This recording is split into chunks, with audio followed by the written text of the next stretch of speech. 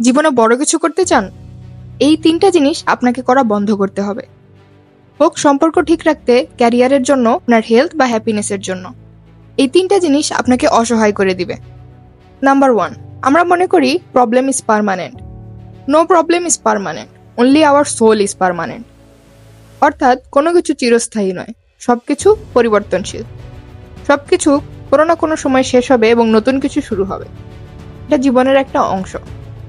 Number 2, কোনো একটা জিনিসকে এত গুরুত্ব দেওয়া যে ওই জিনিসটা আমার জীবনে না থাকলে আমার জীবন শেষ। আমরা আমাদের স্বাস্থ্যের কথা ভুলে যাই, আমাদের ফ্যামিলি, ফ্রেন্ডস, জব সবকিছুর ওপরে ওই জিনিসটাকে রাখি। নাম্বার 3, আমরা সব সমস্যাকে নিজের মনে করি। আমার মধ্যেই কোনো ভুল আছে, আমার যথেষ্ট জ্ঞান নেই, আমার বুদ্ধি নেই, আমি যথেষ্ট সুন্দর না, আমি সবকিছু মেস আপ করে ফেলি।